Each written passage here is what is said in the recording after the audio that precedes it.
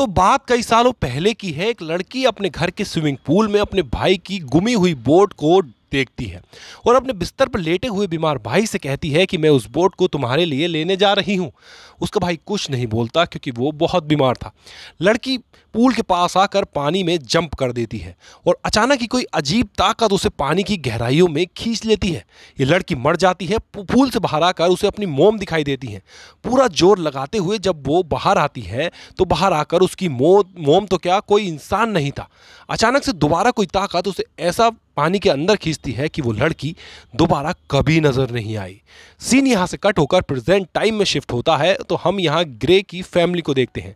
ये लोग रहने के लिए एक स्विमिंग पूल वाला ऐसा घर ढूंढ रहे थे जहाँ रे का अच्छे से इलाज हो सके, क्योंकि किसी एक्सीडेंट की वजह से रे का सेंट्रल नर्वस सिस्टम डैमेज हो गया था और अब वो रूटीन की चीज़ें जैसे चलना फिरना देखना जैसे काम भी ठीक से नहीं कर पा रहा था और बीमारों की वजह से उसे टीम से निकाल दिया गया था। ये लोग रहने के लिए वही घर चुनते हैं जिसे हमने मूवी के स्टार्ट में देखा था। घर शिफ्ट होने के बाद ये लोग पहला काम पूल की सफाई के बारे में सोचते हैं, जिसको करते हुए रे का हाथ कट जाता है। अभी लोग कुछ प्रोफेशनल लोगों को पूल की सफाई के लिए बुलाते हैं। इस पूल का वाटर सोर्स अंडरग्राउंड था। पूल में इन्हें खुद पानी डालना नहीं पड़ता था। नेचुरली जमीन के नीचे का पानी इस पूल के अंदर आता था। वो लोग कहते हैं कि ये पानी तुम्हारे लिए काफ़ी अच्छा साबित हो सकता है। खैर, हम आगे देखते हैं कि पूल दोबारा से तैयार था। ये फैमिली बहुत ज़्यादा खुश थी। ये लोग पूल के अंदर जंप कर देते हैं और सभी को बहुत मज़ा आ रहा था। ये लोग अपने कुछ काम करते हैं और रात में रे की वाइफ दोबारा पूल के अंदर स्विमिंग करने के लिए जाती है। उसे भी स्विमिंग करते हुए पूल के बाहर रे खड़ा नजर आता है, लेकिन जब वो बाहर आती है तो यहाँ कोई नहीं था। रे की वाइफ इन सारी चीज़ों से घबरा जाती है और घर के अंदर चली जाती है। अब यहीं पर हमें इनकी बिल्ली को बैठा दिखाया जा रहा था। उससे पूल के बिल्कुल बीच में वही बोट दिखाई देती है जो कहानी के शुरू में दिखाई जा रही थी। और अगले दिन इन सबको इस पानी के अंदर इनकी कैट का कॉलर मिला। इनकी कैट अब गायब हो चुकी थी। ग्रे का बेटा इससे बहुत ज़्यादा उदास हो चुका था। उसकी मॉम उससे कहती हैं कि उदास ना हो, हम इस पूल के अंदर एक कवर लगा देंगे ताकि आइंदा कभी ऐसा कुछ ना हो पाए।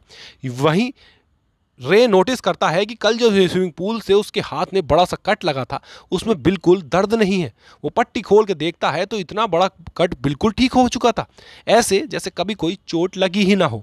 रे को लगता है कि ये सब पूल के पानी की वजह से हुआ है, इसलिए वो पूल में ज़्यादा से ज़्यादा वक्त गुजारने लगता है। जबकि दूसरी तरफ रे की वाइफ को पूल से जुड़े कुछ बुरे सपने आने लगे थे।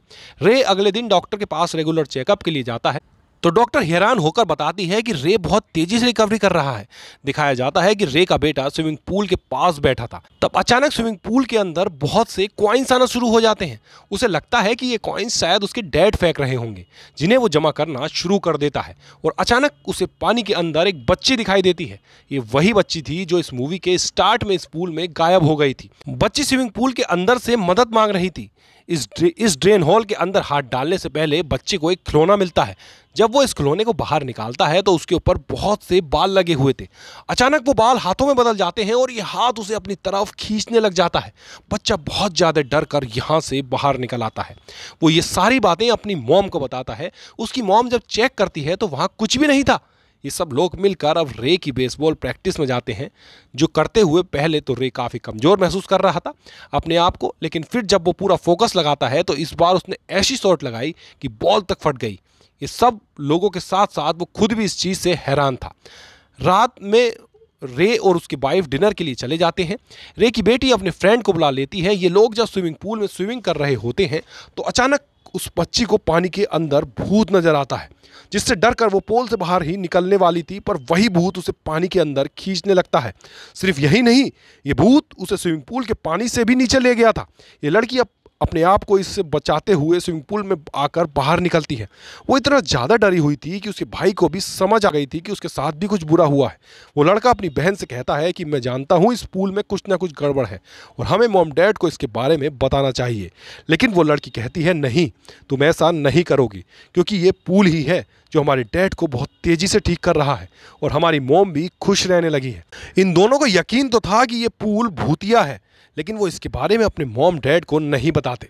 अगले दिन ये लोग पूल पार्टी रखते हैं और रे ने जिनसे घर खरीदा था वो एजेंट भी यहाँ आती है। रे की वाइफ उससे सवाल करती है कि मैंने सुना है कि 15 साल तक ये पूल बंद रहा, ऐसा कैसे हो सकता है कि इतने सालों में यहाँ रहने वाले लोगों ने इस पूल का इस्तेमाल ही नहीं किया हो। एजेंट बताती है कि काफ़ी सालों पहले यहाँ एक लड़की डूब गई थी, जिसके बारे में लोगों ने ऊट पटांग बात की। लोग इस पूल से डरने लगे और फिर किसी ने इस पूल को चलाया ही नहीं। रे की वाइफ कहती है कि क्या उस बच्चे का नाम रविका तो नहीं था? एजेंट चौंक गई। तुम्हें इसके बारे में कैसे पता? ये नाम असल में पूल ने ही रे की वाइफ को बताया था। पूल पार्टी के दौरान सभी लोग एंजॉय कर रहे थे, जबकि ऊपर रे का बेटा कैमरे से इस पल पार्टी में होने वाली हर हरकत पर नजर रखे हुए था, क्योंकि वो नहीं चाहता था कि यहाँ कुछ भी बुरा हो जाए। रे, जो कि इस वक्त एक बच्चे के साथ पानी के अंदर था, अचानक ही उसे पूल के अंदर एक काला साया नजर आता है, जो एक सेकंड में ही उसके अंदर जाकर उसे पोजेस कर चुका था। उस काले साए के कब्जे में आते ही उस बच्चे को लेकर पानी के अंदर चला जाता है। अपने रूम में खड़ा हुआ रे का बेटा ये सब चीजें नोटिस कर लेता है और नीचे आकर अपनी मोम को बताता है। ये लोग रे के हाथ में मौजूद उस बच्चे को तो बचा लेते हैं, पर जिस बच्चे को लेकर रे पानी के अंदर गया हुआ था वो उसके कोच का बेटा था। कोच बहुत ज़्यादा नाराज था और रे के खिलाफ एफआईआर भी करवा सकता था, पर रे की वाइफ उसे समझाती है कि यह रे की बीमारी की वजह से हुआ है। रे की हालत काफ़ी अजीब हो चुकी थी, वो भी अजीब अजीब हरकतें कर रहा था, इसलिए उसकी वाइफ उसे कमरे में बंद कर देती है और खुद सालों पहले इस पूल में डूबने वाली बच्ची के ऊपर रिसर्च शुरू कर देती है, जो करते हुए उसे मालूम पड़ता है कि सदियों से ही इस पूल के अंदर लोग गायब होते आ रहे हैं। ये बात जानने के बाद वो खुद भी खौफ में आ चुकी थी। वो इस पल पूल का पानी सबसे पहले निकालती है और फिर रेबिका की मोम के पास जाती है और उनसे पूछती है कि रेबिका के साथ क्या हुआ था और आपका बेटा जो बहुत ज़्यादा बीमार था आज वो बिल्कुल ठीक कैसे है और शहर का इतना बड़ा आदमी कैसे बना। वो पहले ही औरत कहती है कि तुम जो सब बता रही हो वो झूठ है, मेरी तो कोई बेटी ही नहीं थी। लेकिन रे की वाइफ के ज़्यादा फोर्स करने पर वो विशिंग वेल की एक कहानी सुनाना शुरू कर देती है, एक ऐसे कुएं की कहानी जिसके अंदर सिक्के डालने से लोगों की विश पूरी हो जाया करती थी, क्योंकि विशिंग वेल का पानी जादुई था और इसलिए उस पानी की पूजा भी की जाती थी। लेकिन कहानी में एक ट्विस्ट भी है, जब जब कोई इस पानी को अपनी विश पूरी करने के लिए जगाता था तब तब ये पानी एक कीमत मांगता था। और रबिका की कहानी ये थी कि उसका भाई बहुत ज़्यादा बीमार था, जिसे हमने कहानी के शुरू में ही देख लिया था। उसकी मॉम उसे ठीक करना चाहती थी, इसलिए उन्होंने इस पानी से विश मांगी और इस विश को पूरा करने की कीमत उन्होंने अपनी बेटी पानी को देकर अदा की। आसान लफ्जों में उन्होंने अपने बेटे को ठीक करने के लिए अपनी बेटी को सेक्रीफाइस कर दिया। रे की वाइफ नोटिस करती है कि इस औरत के काले आंसू आ रहे थे, कोई चीज उसे पोजेस कर रही थी और यहाँ का पानी भी अजीबोगरीब हरकतें कर रहा था। इन सारी चीज़ों से डर कर वो यहाँ से चली जाती है, पर अब वो ये बात समझ चुकी थी कि उन्होंने ये पोल रे को ठीक करने के लिए भरा था। इससे रे तो ठीक हो जाएगा, लेकिन ये पानी हर बार की तरह उनके किसी एक बच्चे को निगल कर उनकी बलि जरूर मांगेगा। अब हम देखते हैं कि रे के दोनों बच्चे अपने पेरेंट्स को ढूंढ रहे हैं और तभी रे के बेटे को बाहर अपनी बिल्ली की आवाज़ आती है। जब वो चेक करने के लिए बाहर जाता है तो ये देखकर हैरान था कि पूल दोबारा पानी से भरा हुआ था।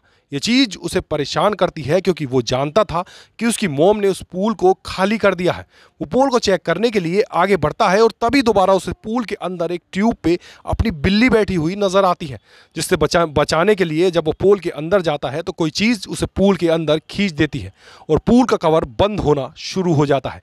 रे की बेटी जो ये सब देख रही थी वो अपने भाई को बचाने के लिए वहाँ जाती है और इतने में ही यहाँ पर रे की वाइफ भी आ जाती है।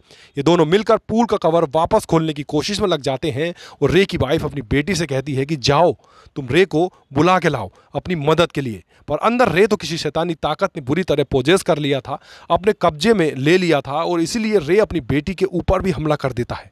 यहाँ बाहर रे की वाइफ इस पाइप को मुंह में डालते हुए पूल के अंदर जंप कर देती है ताकि वो अपने बेटे को बचा सके और इस पाइप के जरिए देर तक सांस ले सके। इस पूल से नीचे जाने पर उसका सामना गहरे पानी से होता है। उसे यहाँ अपना बेटा तो मिल जाता है, लेकिन साथ में बहुत से भूत भी नजर आते हैं। ये सारे भूत मिलकर उसे डरा रहे थे, जिनसे बचकर वो बाहर आने की कोशिश करती है, पर उसे बाहर का रास्ता ही नहीं मिल रहा था।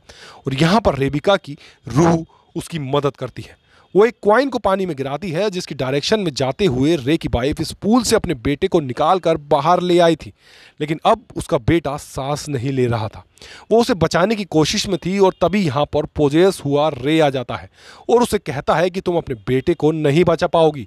ये कहते ही वो अपनी वाइफ को भी गर्दन से पकड़कर हवा में उठा लेता है। इससे पहले कि वो अपनी वाइफ को मार देता, पीछे से उसकी बेटी उसी का बेसबॉल बैट उसके सर पे ऊपर मारती है। उसकी बेटी उसे होश में आने को कहती है और तभी रे को अपनी फैमिली के साथ बिताए अच्छे लम्हे याद आ जाते हैं। उसे एक उल्टी आती है और उसके अंदर मौजूद इविल स्पिरिट बाहर निकल आती है, और जो इविल स्पिरिट रे के अंदर से निकली थी उसने पानी को काला कर दिया था। रे अब समझ चुका था कि किसी को तो पानी के अंदर जाकर अपनी कुर्बानी देनी होगी। वो अपनी फैमिली को बचाने के लिए खुद इस पानी के अंदर गिर जाता है, और ये पानी उसे सेक्रीफाइस के तौर पर कबूल करके उसके बेटे को एक नई जिंदगी दे चुका था। इस मूवी के आखिरी सीन में दिखाया जाता है कि रे की फैमिली उसे बहुत ज़्यादा याद कर रही थी, और उन्होंने अब फैसला किया था कि वो जिंदगी भर इसी घर में रहेंगे, ताकि आइंदा के कभी किसी कोई और इस पूल के पानी को ना जगाए और ना ही ये पूल किसी और आदमी की बलि ले सके। जिसके साथ ये कहानी यहीं पर ख़त्म हो जाती है।